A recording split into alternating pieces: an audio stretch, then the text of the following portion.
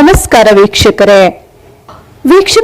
ಒಮ್ಮೊಮ್ಮೆ ಎಂತಹ ಪರಿಸ್ಥಿತಿ ಬಂದ್ಬಿಡುತ್ತೆ ಅಂದ್ರೆ ಈ ಸ್ಟೋರಿ ಬೆಸ್ಟ್ ಎಕ್ಸಾಂಪಲ್ ನೋಡಿ. ಇಷ್ಟು ದಿನಗಳ ಕಾಲ ಬೇರೆಯವರ ಸುದ್ದಿಯನ್ನ ವಾಚಿಸಿದಂತಹ ನಿರೂಪಕಿ ಇದೀಗ ತಾನೇ ಸುದ್ದಿಯಾಗುವಂತಹ ಪ್ರಸಂಗ ಎದುರಾಗಿದೆ. ಅದು ಕೂಡ ಮಾಡಿದಂತಹ ತಪ್ಪಿಗೆ ಅವರು ಬೇರಾರೂ ಅಲ್ಲ, ಖಾಸಗಿ ವಾಹಿನಿಯಲ್ಲಿ ನಿರೂಪಣೆಯ ಜೊತೆಗೆ ರಿಯಾಲಿಟಿ ಶೋದಲ್ಲಿ ಸ್ಪರ್ಧಿಯಾಗಿದ್ದ ದಿವ್ಯಾ ವಸಂತ. ಬ್ಲಾಕ್ ಮೇಲ್ ಪ್ರಕರಣಕ್ಕೆ ಸಂಬಂಧಪಟ್ಟ ಹಾಗೆ ಪೊಲೀಸರು ತೀವ್ರ ಹುಡುಕಾಟವನ್ನ ಮಾಡಿದ್ರು. ಆದ್ರೆ ದಿವ್ಯಾ ವಸಂತ ಪೊಲೀಸರಿಗೆ ಚಳ್ಳೆಹಣ್ಣು ತಿನ್ನಿಸುತ್ತಾ ಒಂದು ಕಡೆಯಿಂದ ಇನ್ನೊಂದು ಕಡೆಗೆ ಎಸ್ಕೇಪ್ ಆಗ್ತಿದ್ರು. ಕೊನೆಗೂ ದಿವ್ಯಾ ವಸಂತನನ್ನ ಅರೆಸ್ಟ್ ಮಾಡುವಲ್ಲಿ ಪೊಲೀಸರು ಯಶಸ್ವಿಯಾಗಿದ್ದಾರೆ. ಏನು ಪ್ರಕರಣ, ಏನೆಲ್ಲ ಬೆಳವಣಿಗೆ ಆಗ್ತಿದೆ ಅದನ್ನ ಗಮನಿಸೋಣ. ಮಾಧ್ಯಮದವರು ಅಂದ್ರೆ ಮೇಲಿಂದ ಕೆಳಗೆ ಇಳಿದು ಬಂದವರಲ್ಲ, ಬೃಹಸ್ಪತಿಗಳಂತೂ ಅಲ್ವೇ ಅಲ್ಲ, ವಿಶ್ವದ ಶ್ರೇಷ್ಠರಲ್ಲ ಅಥವಾ ಇನ್ನೊಂದು ಮಗದೊಂದು ಅಲ್ಲ. ಹೀಗಾಗಿ ಮಾಧ್ಯಮದವರು ತಪ್ಪು ಮಾಡಿದ ಸಂದರ್ಭದಲ್ಲೂ ಕೂಡ ಅದು ಸಾರ್ವಜನಿಕರಿಗೆ ಗೊತ್ತಾಗ್ಬೇಕಾಗತ್ತೆ. ಸಾರ್ವಜನಿಕರು ಕೂಡ ತಿಳ್ಕೊಂಡು ಎಚ್ಚೆತ್ಕೊಳ್ಬೇಕಾಗತ್ತೆ. ಯಾಕಂದ್ರೆ ಇತ್ತೀಚೆಗೆ ಮಾಧ್ಯಮದ ಹೆಸರಿನಲ್ಲಿ ಬ್ಲಾಕ್ ಮೇಲ್ ಪ್ರಕರಣಗಳ ಸಂಖ್ಯೆ ಜಾಸ್ತಿ ಆಗ್ತಾ ಇದೆ. ನಾವು ಮಾಧ್ಯಮದವರು ಏನು ಬೇಕಾದ್ರೂ ಮಾಡಬಹುದು ಅನ್ನುವ ಮನಸ್ಥಿತಿಯವರ ಸಂಖ್ಯೆ ಕೂಡ ಜಾಸ್ತಿ ಆಗ್ತಿದೆ. ಹೀಗಾಗಿ ಇಂಥ ಪ್ರಕರಣಗಳನ್ನ ಸಾರ್ವಜನಿಕರ ಮುಂದಿಟ್ಟು ಸಾರ್ವಜನಿಕರು ಜಾಗೃತರಾಗುವಂತೆ ಮಾಡಬೇಕು. ಅದ್ರ ಜೊತೆಗೆ ಎಂತವರು ಕೂಡ ಮಾಧ್ಯಮಕ್ಕೆ ಕಳಂಕ, ಮಾಧ್ಯಮಕ್ಕೆ ಕಪ್ಪು ಚುಕ್ಕಿ ಎಂದ್ರೂ ಕೂಡ ತಪ್ಪಾಗ್ಲಿಕ್ಕಿಲ್ಲ. ಅದೆಷ್ಟೋ ಮಂದಿ ಮಾಧ್ಯಮದ ಕೆಲಸ ಅಂದ್ರೆ ಪೂಜಿಸುವವರು ಕೂಡ ಇದ್ದಾರೆ, ಅಷ್ಟೇ ಪ್ರಾಮಾಣಿಕವಾಗಿ ನಿಷ್ಠೆಯಿಂದ ಕಾರ್ಯನಿರ್ವಹಿಸುವಂತವರು ಕೂಡ ಇದ್ದಾರೆ. ಅಂತವರೆಲ್ಲ ಹೆಸರನ್ನ ಹಾಳು ಮಾಡೋದಕ್ಕೆ ಇಂತ ಒಂದಷ್ಟು ಮಂದಿ ಸಾಕು. ಏನು ಪ್ರಕರಣ ಅನ್ನೋದನ್ನ ಮೊದಲಿಗೆ ಗಮನಿಸಿ, ಅದಾದ ಬಳಿಕ ಉಳಿದ ವಿಚಾರವನ್ನ ನೋಡೋಣ. ಮೊದಲಿಗೆ ಈಗಿನ ಅಪ್ಡೇಟ್ ಗಮನಿಸೋದಾದ್ರೆ, ಬೆಂಗಳೂರಿನಿಂದ ದಿವ್ಯಾ ವಸಂತ ರಾತ್ರಿ ಎಸ್ಕೇಪ್ ಆಗುತ್ತಾರೆ. ಲಗ್ಗೇರಿಯಲ್ಲಿರುವ ತನ್ನ ಮನೆಯಲ್ಲಿ ತನಗೆ ಏನೇನು ಬೇಕೋ ಅದೆಲ್ಲವನ್ನ ತೆಗೆದುಕೊಂಡು ಕಾರಿನಲ್ಲಿ ಎಸ್ಕೇಪ್ ಆಗ್ತಾರೆ. ಅದಾದ ಬಳಿಕ ಪೊಲೀಸರು ಸೀದಾ ಲಗ್ಗೇರಿ ಮನೆಗೆ ಹೋಗ್ತಾರೆ. ಮನೆ ಮೇಲೆ ದಾಳಿ ಮಾಡ್ತಾರೆ. ಅಲ್ಲಿ ತಮ್ಮ ಕೈಗೆ ಏನೇನು ಸಿಗುತ್ತೆ ಅದೆಲ್ಲ ಕೂಡ ವಶ ಮಾಡ್ತಾರೆ. ಇನ್ನು ಸಾಕ್ಷಿಗೆ ಬೇಕಾಗುತ್ತೆ ಅನ್ನೋ ಕಾರಣಕ್ಕೆ ಆ ಸಂದರ್ಭದಲ್ಲಿ ಅವರ ತಾಯಿ ಕೂಡ ಕಣ್ಣೀರು ಹಾಕ್ತಾರಂತೆ. ಮಗಳು ಬಹಳಷ್ಟು ಕಷ್ಟಪಟ್ಟು ಸಾಕಿ ಬೆಳೆಸಿದ್ದಾರೆ, ಹೀಗಾಗಿ ಹೋಯ್ತು ಎನ್ನುವ ರೀತಿಯಲ್ಲಿ. ಬಳಿಕ ಎಲ್ಲರೂ ಕೂಡ ಪೊಲೀಸರ ಒಂದು ತಂಡವನ್ನ ರಚನೆ ಮಾಡಿದ್ದಾರೆ, ಹುಡುಕಾಡೋದಕ್ಕೆ ಶುರು ಮಾಡ್ತಾರೆ. ಆರಂಭದಲ್ಲಿ ಬೆಂಗಳೂರಿನಲ್ಲಿಯೂ ಕೂಡ ದಿವ್ಯಾ ವಸಂತ ಸಿಗುವುದಿಲ್ಲ, ಕಾರಣ ಫೋನ್ ಸ್ವಿಚ್ ಆಫ್ ಮಾಡ್ಕೊಂಡಿದ್ರು. ಹೀಗಾಗಿ ಟ್ರೇಸ್ ಮಾಡೋಕೆ ಸಾಧ್ಯ ಆಗ್ತಿರ್ಲಿಲ್ಲ. ಅದಾದ ಬಳಿಕ ತಮಿಳುನಾಡಿಗೆ ಹೋಗಿದ್ದಾರೆ ಅನ್ನೋ ಮಾಹಿತಿ ಸಿಕ್ಕ ಕಾರಣಕ್ಕಾಗಿ ಪೊಲೀಸರು ಅಲ್ಲಿಂದ ಹೋಗ್ತಾರೆ. ಆದ್ರೆ ಅಲ್ಲಿಂದ ದಿವ್ಯಾ ವಸಂತ ಕೇರಳಕ್ಕೆ ಎಸ್ಕೇಪ್ ಆಗ್ಬಿಡ್ತಾರೆ. ಬಳಿಕ ಜೀವನ್ ಭೀಮಾ ನಗರ ಪೊಲೀಸರು ಕೇರಳ ಕೂಡ ತೆರಳುತ್ತಾರೆ. ಅಂತಿಮವಾಗಿ ಇವತ್ತು ಕೇರಳದಲ್ಲಿ ದಿವ್ಯಾ ವಸಂತನನ್ನ ಅರೆಸ್ಟ್ ಮಾಡಿದ್ದಾರೆ. ಕೊನೆಗೂ ಈ ಹುಡುಕಾಟಕ್ಕೆ ಫಲ ಸಿಕ್ಕಂತಾಗಿದೆ. ಹಾಗಾದ್ರೆ ಮುಂದಿನ ಪ್ರಕ್ರಿಯೆ ಏನು? ಅಬ್ಬಾಗಾದ್ಮೇಲೆ 2 ದಿನಗಳ ಕಾಲ ಪೊಲೀಸ್ ಕಸ್ಟಡಿಯಲ್ಲಿ ಇಟ್ಕೋಬಹುದು, ಕೋರ್ಟ್ ಮುಂದೆ ಪ್ರೆಸೆಂಟ್ ಮಾಡ್ತಾರೆ. ನನ್ನ ಪ್ರಕಾರ 12 ದಿನ ತಮ್ಮ ಕಸ್ಟಡಿಗೆ ಕೇಳುವ ಸಾಧ್ಯತೆ ಇದೆ. ಯಾಕಂದ್ರೆ ಹೆಚ್ಚಿನ ವಿಚಾರಣೆ ಅಂತದ್ದೇನು ಕೂಡ ಇಲ್ಲ. ಈ ಪ್ರಕರಣದಲ್ಲಿ ಈಗಾಗಲೇ 2 ದಿನ ಕಸ್ಟಡಿಗೆ ಇಟ್ಕೊಳ್ಬಹುದು. ಅದಾದ ಬಳಿಕ ಕಸ್ಟಡಿಗೆ ಪರಪ್ಪನ ಅಗ್ರಹಾರ ಜೈಲಿಗೆ ಕಳಿಸ್ತಾರೆ. ಅದೇ ಪವಿತ್ರ ಗೌಡ, ಅದೇ ದರ್ಶನ್ ಸೇರಿದಂತೆ ಒಂದಷ್ಟು ಮಂದಿ ಇದ್ದಾರಲ್ಲ, ಅದೇ ಪರಪ್ಪನ ಅಗ್ರಹಾರ ಜೈಲು ಸೇರುವಂತಹ ಪರಿಸ್ಥಿತಿ ಇದೀಗ ದಿವ್ಯಾ ವಸಂತಗೂ ಕೂಡ ಎದುರಾಗಿದೆ. ಏನಿದು ಪ್ರಕರಣ, ಹಿನ್ನೆಲೆ ಏನು ಅಂತ ಗಮನಿಸ್ತಾ ಹೋದ್ರೆ, ದಿವ್ಯಾ ವಸಂತ ಆರಂಭದಲ್ಲಿ ಮಾಧ್ಯಮಕ್ಕೆ ಬಂದಂತಹ ಸಂದರ್ಭದಲ್ಲಿ ಪರಿಚಯ ಆಗಿದ್ದು ಈ ರಾಜನಕುಂಟೆ ವೆಂಕಟೇಶ್ ಎನ್ನುವಂತಹ ವ್ಯಕ್ತಿ. ರಾಜನಕುಂಟೆ ವೆಂಕಟೇಶ್ ಆರಂಭದಲ್ಲಿ ಒಂದಷ್ಟು ಮಾಧ್ಯಮಗಳಲ್ಲಿ ಕೆಲಸಗಳನ್ನ ಮಾಡಿದಂತಹ ವ್ಯಕ್ತಿ. ಆರಂಭದಲ್ಲೂ ಕೂಡ ಈ ಬ್ಲಾಕ್ ಮೇಲ್ ವಿಚಾರಕ್ಕೆ ಹೆಸರನ್ನ ಹಾಳು ಮಾಡ್ಕೊಳ್ಳುವಂತಹ ವ್ಯಕ್ತಿ. ಬೇರೆ ಬೇರೆ ಮಾಧ್ಯಮದ ಹೆಸರನ್ನ ಹೇಳ್ಕೊಂಡು ಅಥವಾ ತಾನೇ ಒಂದು ಮಾಧ್ಯಮವನ್ನ ಸ್ಥಾಪನೆ ಮಾಡಿ ಆ ಮೂಲಕ ಬ್ಲಾಕ್ ಮೇಲ್ ಮಾಡ್ತಿದ್ರು. ಈ ರೀತಿ ಸಾಕಷ್ಟು ಆರೋಪ ಕೂಡ ಇತ್ತು. ಹಿಂದೆಯೂ ಕೂಡ ಈ ವ್ಯಕ್ತಿಯನ್ನು ಒಮ್ಮೆ ಅರೆಸ್ಟ್ ಮಾಡಲಾಗಿತ್ತು. ಈ ವ್ಯಕ್ತಿಗೆ ಯಾವುದೋ ಒಂದು ವಾಹಿನಿ ಮೂಲಕ, ಅಂದ್ರೆ ಈ ರಾಜನಕುಂಟೆ ವೆಂಕಟೇಶ್ ತಾನೇ ಸ್ಥಾಪನೆ ಮಾಡಿದಂತಹ, ತಾನೇ ಹುಟ್ಟುಹಾಕಿದ ವಾಹಿನಿಯ ಮೂಲಕ ಆಗ ತಾನೇ ಮಾಧ್ಯಮಕ್ಕೆ ಬಂದಂತಹ ದಿವ್ಯಾ ವಸಂತ ಪರಿಚಯ ಆಗತ್ತೆ.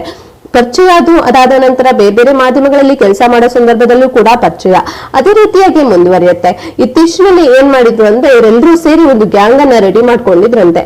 ಅಂದ್ರೆ ಯಾರನ್ನ ಬ್ಲಾಕ್ ಮೇಲ್ ಮಾಡ್ಬೇಕು, ಯಾರಿಂದ ಸುಲಿಗೆ ಮಾಡ್ಬೇಕು, ಏನ್ ಕತೆ ಅಂತ ಹೇಳಿ ಈ ಮೂಲಕ ವಾಟ್ಸ್ಆಪ್ ನಲ್ಲಿ ಸ್ಪೈಡರ್ ಅಂತ ಒಂದು ಗ್ರೂಪ್ ಕೂಡ ಕ್ರಿಯೇಟ್ ಮಾಡಿ, ಯಾಕಂದ್ರೆ ಎಲ್ರಿಗೂ ಕೂಡ ಐಷಾರಾಮಿ ಜೀವನದ ಹುಚ್ಚು, ಆದಷ್ಟು ಬೇಗ ಹಣ ಮಾಡ್ಬೇಕು, ಆದಷ್ಟು ಬೇಗ ಜೀವನದಲ್ಲಿ ಉದ್ಧಾರ ಆಗ್ಬೇಕು, ಇನ್ನೇನೋ ಮಾಡ್ಬೇಕು ಅಂತ ಅದಕ್ಕೆ ಬಳಸಿಕೊಂಡಿದ್ದು ಈ ಮಾಧ್ಯಮ ಎನ್ನುವಂತಹ ಹೆಸರು ಅಥವಾ ಪತ್ರಿಕೋದ್ಯಮ ಎನ್ನುವಂತಹ ಹೆಸರನ್ನ ಬಳಸ್ಕೊಂಡು ವಾಟ್ಸ್ಆಪ್ ಗ್ರೂಪ್ ಮೂಲಕ ಏನ್ ಮಾಡ್ತಾ ಇದ್ರು ಅಂದ್ರೆ, ಮುಂದಿನ ಟಾರ್ಗೆಟ್ ಯಾರು ಅಂತ ಒಂದಷ್ಟು ಜನ ಡಾಕ್ಟರು, ಇನ್ನೊಂದಷ್ಟು ಜನ ಮಸಾಜ್ ಸೆಂಟರ್ಗಳು, ಸಣ್ಣ ಪುಟ್ಟ ಅಂಗಡಿ ಅವರನ್ನ ಕೂಡ ಬಿಟ್ಟಿರ್ಲಿಲ್ವಂತೆ. ಒಬ್ರು ಇನ್ನೊಬ್ರನ್ನ ಹತ್ತಿರ ಒಂದ್ 5,000ದಿಂದ 25,000 ಕಿತ್ಕೊಂಡ್ ಬಂದಿದ್ದಾರಂತೆ.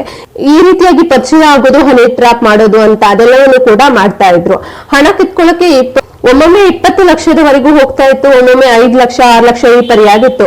ಬಂದಂತಹ ದುಡ್ಡಲ್ಲಿ ಕಾರು ಬಂಗ್ಲೆ ಅಥವಾ ಈ ರೀತಿಯಾಗಿ ಐಷಾರಾಮಿ ಜೀವನ ಸಾಗಿಸ್ತಿದ್ರು. ಆದ್ರೆ ಒಂದಲ್ಲ ಒಂದು ದಿನ ಇವರ ಈ ಆಟಕ್ಕೆ ಬ್ರೇಕ್ ಬೀಳಲೇಬೇಕಲ್ಲ, ಅಂತಹ ದಿನವೂ ಕೂಡ ಬಂತು. ಅದು ಏನಾಯ್ತು ಅಂದ್ರೆ ಇಂದಿರಾನಗರದ ಸ್ಪಾ ಸೆಂಟರ್ ಒಂದಿರುತ್ತೆ. ಆ ಸ್ಪಾ ಸೆಂಟರ್ ಏನು ಮಾಡ್ತಾರಂದ್ರೆ ಈಶಾನ್ಯ ರಾಜ್ಯದ ಯುವತಿ ಒಬ್ಳನ್ನ ಇವರೇ ಕಳಿಸ್ಕೊಡ್ತಾರೆ ಕೆಲಸಕ್ಕೆ ಅಂತ ಹೇಳಿ. ಪಾಪ ಅನ್ಯ ರಾಜ್ಯಗಳಿಂದ ಕೆಲಸಕ್ಕೆ ಅಂತ ಇಲ್ಲಿಗೆ ಬಂದಿದ್ದು, ಕರ್ನಾಟಕಕ್ಕೆ ಬಂದಿದ್ದು ಆ ಯುವತಿ ಹೋಗ್ತಿದ್ದ ಸ್ಪಾ. ಆಗ ದಿವ್ಯ ವಸಂತಾಳ ತಮ್ಮ ಸಂದೇಶ ಎನ್ನುವಂತವನು ಈತ ಕೂಡ ಹಿಂದೆ ಬೇರೆ ಬೇರೆ ಇಂತಹ ಪ್ರಕರಣಗಳಲ್ಲಿ ಭಾಗಿಯಾಗಿದ್ದಂತೆ.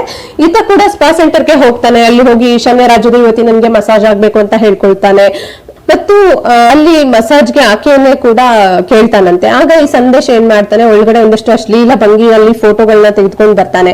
ತೆಗೆದುಕೊಂಡು ಬಂದಾದ ಬಳಿಕ ಆ ವಿಡಿಯೋವನ್ನ ಈ ರಾಜನಕುಂಟೆ ವೆಂಕಟೇಶ್ ಅನ್ನೋ ವ್ಯಕ್ತಿಗೆ ತಲುಪತ್ತೆ. ಆ ವ್ಯಕ್ತಿ ಏನ್ ಮಾಡ್ತಾನೆ, ಅದಾದ ಬಳಿಕ ಸ್ಪಾ ಸೆಂಟರ್ ಅವನಿಗೆ ಫೋನ್ ಮಾಡ್ತಾನೆ. ಹಾಗೆ ವ್ಯಕ್ತಿ ಒಬ್ಬ ರಿಪೋರ್ಟರ್ ಅಂತ ಕೂಡ ಕಳಿಸಿಕೊಡ್ತಾನೆ, ಖಾಸಗಿ ವಾಹಿನಿ ರಿಪೋರ್ಟರ್ ಅಂತ ಹೇಳಿ ಕಳಿಸಿಕೊಡ್ತಾನೆ. ಇನ್ನು ಸ್ಪಾ ಸೆಂಟರ್ ಅಲ್ಲಿ ವಿಷವಾಟಿಕೆ ನಡೀತಿದೆ, ನಾವು ಹಾಗೆ ಮಾಡ್ತೀವಿ ಹೀಗೆ ಮಾಡ್ತೀವಿ, ಸುದ್ದಿ ಪ್ರಸಾರ ಮಾಡ್ತೀವಿ, ನಮ್ಗೆ 15 ಲಕ್ಷ ಹಣ ಕೊಡ್ಬೇಕು ಅಂತ. ಅವರು ಕೊನೆಗೂ ಗೋಗರ್ದು ಹಾಗೂ ಹೀಗೂ ಮಾಡಿ 8 ಲಕ್ಷ ಕೊಡ್ತೀವಿ ಅಂತ ಹೇಳ್ತಾರೆ. ಅದು ಜಾಸ್ತಿ ಆಗ್ತಾ ಇದ್ದ ಹಾಗೆ ಇಂದಿರಾನಗರ ಪೊಲೀಸರಿಗೆ ದೂರನ್ನ ಕೊಡ್ತಾರೆ. ಹೀಗಾಗ್ತಿದೆ ಅಂತ ಹೇಳಿ ಈ ರೀತಿಯಾಗಿ ದುಡ್ಡನ್ನ ಪಡೆಯೋಕೆ ಬಂದ ಸಂದರ್ಭದಲ್ಲಿ ರಾಜನಕುಂಟೆ ವೆಂಕಟೇಶ್ ಹಾಗೆ ಸಂದೇಶ್ ಇಬ್ರು ಕೂಡ ಪೊಲೀಸರ ಬಳಿ ರೆಡ್ ಹ್ಯಾಂಡ್ ಆಗಿ ಲಾಕ್ ಆಗ್ಬಿಡ್ತಾರೆ. ಇದು ಪ್ರಕರಣ. ಇದಕ್ಕೂ ದಿವ್ಯ ವಸಂತಗೂ ಏನು ಸಂಬಂಧ ಅಂತ ಗಮನಿಸ್ತಾ ಹೋಗೋದಾದ್ರೆ, ಅವರೆಲ್ಲರೂ ಕೂಡ ಒಂದೇ ತಿಂಗಳಲ್ಲಿ ಅರೆಸ್ಟ್ ಮಾಡಿದ ಸಂದರ್ಭದಲ್ಲಿ ಅವರು ದಿವ್ಯ ವಸಂತ ಹೆಸರನ್ನ ಬಾಯ್ಬಿಡ್ತಾರೆ. ಎಲ್ರೂ ಕೂಡ ದಿವ್ಯ ವಸಂತ್ ಯಾಕೆ ಹೇಳ್ತಿದೀವಿ ಅಂದ್ರೆ, ಈ ಮಾಧ್ಯಮದ ಮೂಲಕ ಇನ್ನೊಂದು ಮಗದೊಂದು ಮೂಲಕ ಹೆಚ್ಚು ನೇಮು ಫೇಮು ಮಾಡ್ಕೊಂಡಿದ್ದಾರೆ ಅನ್ನೋ ಕಾರಣಕ್ಕಾಗಿ ಇದರ ಜೊತೆಗೆ ಇವರು ಕೂಡ ಇದ್ದಾರೆ. ರಾಜನಕುಂಟೆ ವೆಂಕಟೇಶ್ ಜೊತೆ ಸಂದೇಶ್ ಮತ್ತೆ ಇನ್ನು ಆಕಾಶ್ ಎನ್ನುವಂತಹ ವ್ಯಕ್ತಿ, ಆ ವ್ಯಕ್ತಿ ಕೂಡ ಬೇರೆ ಬೇರೆ ಜನರಿಗೆ ಮೋಸ ಮಾಡಿದಂತಹ, ಸಿನಿಮಾ ಇಂಡಸ್ಟ್ರಿ ಇಲ್ಲಿ ಬೇರೆ ಬೇರೆ ಕಡೆಗಳಲ್ಲಿ ಮೋಸ ಮಾಡಿದಂತಹ ಹಿನ್ನೆಲೆ ಇದೆಯಂತೆ. ಇನ್ನೊಂದಷ್ಟು ಜನರನ್ನ ಸೇರಿಸ್ಕೊಂಡು ಒಂದು ಕೆಲಸವನ್ನ ಮಾಡ್ತಿದ್ರು. ಇದಾದ ನಂತರ ಒಂದಷ್ಟು ಜನ ಬಂದು ಈ ಬಗ್ಗೆ ದೂರನ್ನ ಕೊಡ್ತಿದ್ದಾರೆ. ಇನ್ನೊಂದು 3 FIR ದಾಖಲಾಗಿದೆ. ಇನ್ನೊಬ್ಬ ವ್ಯಕ್ತಿ ಕೂಡ ಹೀಗೆ ಮಾಡಿದ್ರಂತೆ. ಆತ ಕೊನೆಗೂ ಟಾರ್ಚರ್ ತಾಳಿಯಾದ 1 ಲಕ್ಷ ಕೊಟ್ಟಿದ್ರಂತೆ.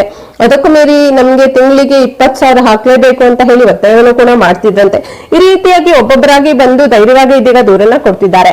ಇನ್ನು ಎಷ್ಟು ದೂರ ದಾಖಲಾಗುತ್ತೋ ಗೊತ್ತಿಲ್ಲ. ಒಟ್ಟಾರೆಯಾಗಿ ಈ ಗ್ಯಾಂಗ್ ಇದೀಗ ಪೊಲೀಸರ ಬಲೆಗೆ ಬಿದ್ದಿದೆ. ಒಬ್ಬೊಬ್ಬರಾಗಿ ಇದೀಗ ಅರೆಸ್ಟ್ ಮಾಡಲಾಗಿದೆ.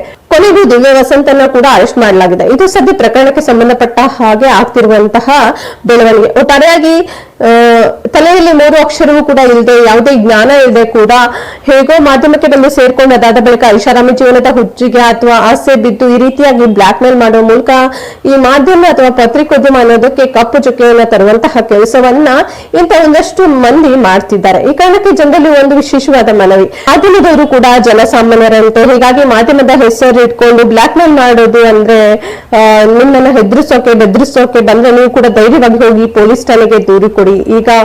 ಆಗ ಇಂಥವರ ಸಂಖ್ಯೆ ಕಡಿಮೆ ಆಗತ್ತೆ.